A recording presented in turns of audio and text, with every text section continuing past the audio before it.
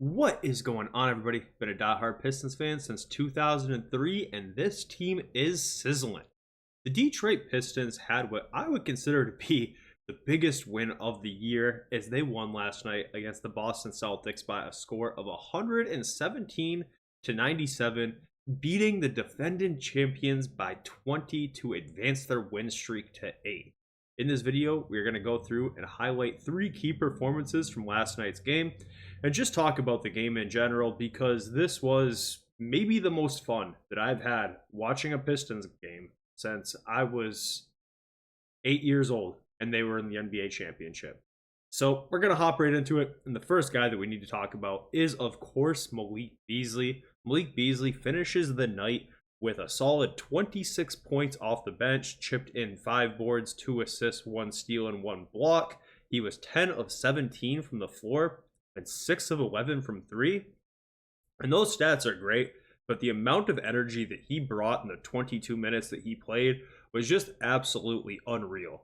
After he made a few huge plays in the third quarter, he was hyping up the crowd. He was, of course, hitting his shimmy. He was just doing all sorts of fun stuff, and that stuff goes a long way, man. It really drives energy with this team, and it's pretty obvious, even from the outside looking in, that Beasley has been somebody who has set the energy and tone within this team, and it's rubbing off on other players. Malik Beasley is far from being a Ausar level defender or anywhere close, but he was even engaged last night like he has been for almost all of the season on that end. He was clapping his hands, getting low, doing everything he can to just make sure that he's bringing energy to go along with what is, of course, his incredible shooting. Hardly even touched on the fact that he was 7 of 11 from the three-point line. That was huge, especially considering that our team only had 13 threes made on the night to the Celtics 21. So he was really carrying the weight when it came to knocking down threes last night. And that's not different at all from what we have seen the majority of the year with Malik Beasley. So just a huge time game for Malik. Moving on, the second guy that we do need to highlight is Ausar Thompson, who had an absolutely incredible game with 7 points, 6 rebounds, 2 assists, 5 steals, and he was 3 of 6 from the floor. Those stats maybe aren't too impressive outside of the 5 steals, but those 5 steals swung the game right at the beginning of it in the first quarter. Ausar Thompson was blowing up plays left and right for the Boston Celtics that were leading to wide open fast break opportunities for the Pistons. He was also forcing shot clock violations, playing incredible defense against one of the premier scorers in this league, Jayson Tatum, and he just looked like an absolute menace out there. I was browsing around on the internet, kind of seeing what Celtics fans had to take away from last night's game, and any of them that weren't being salty were pretty much spending their time complimenting Ausar Thompson for just being an absolute monster, because he played incredible defense on Jayson Tatum.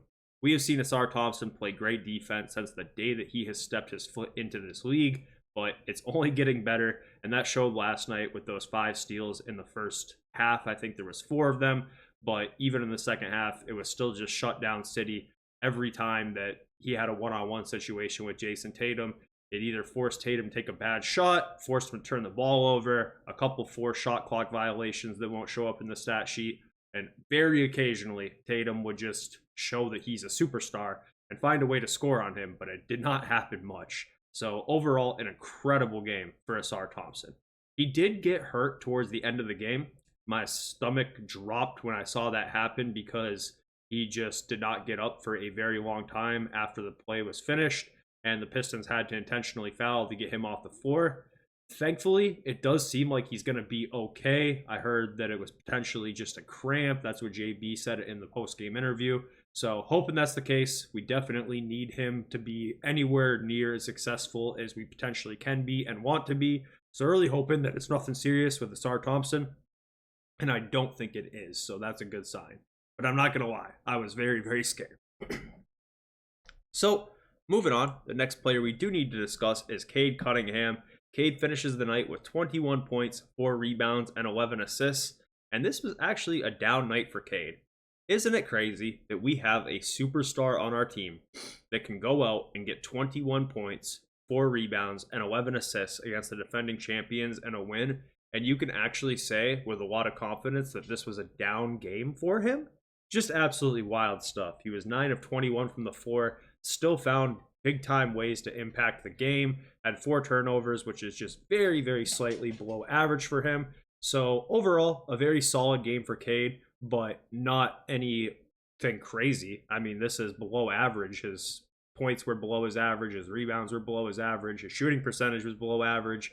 But even a below average Cade game is still super, super impactful at this point in time. So have to give him a shout out there.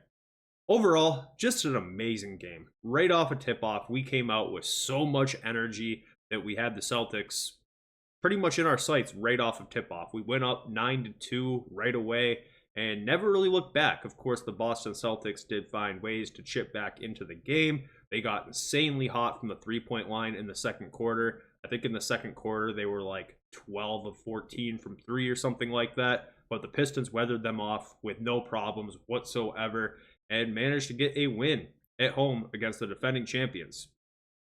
This game just means so much to me because an 8-game winning streak is still on.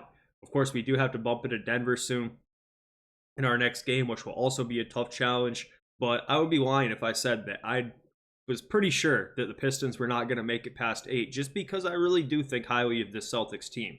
I hate to admit that because it is the Celtics, and we know the franchises have history there. But the Celtics team, in my eyes, are a tier above everybody else. I still have the Celtics a whole tier above the Thunder, above the Cavs. I have just seen them prove it for longer. I've seen them prove it on bigger stages. And I think that their roster is just more complete with less holes.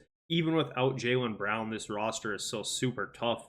So I mentioned earlier that I was kind of trying to see what some Celtics fans were saying about the game. Told you all that I saw some of them complimenting Ausar Thompson, but I also saw some of them being salty, and they were kind of saying, oh, this is your guys' Super Bowl, this and that. And it's like, yeah, it kind of is, to be honest. And it's not just because we beat the Celtics. I wouldn't want any Celtics fans out there to feel that flattered. The reason why it is because the Pistons are now on an 8-game winning streak. I think all of us, myself included, felt like that there was a pretty high chance that this 7-game winning streak would be snapped because the Celtics are a very good team. They are 42-17.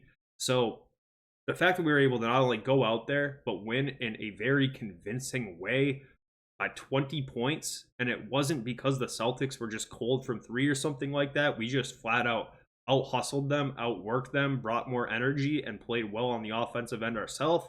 It's just such an encouraging sign. I have no idea how long this win streak can go on. We're at 8 games right now. The Nuggets are next on the schedule, but then after that, we get the Nets. So I'm just taking it game by game, but I'm enjoying it so much. This is the most fun I've had as a Pistons fan since I was a little kid. This is unreal. Let me know what you guys think, and we'll catch up soon.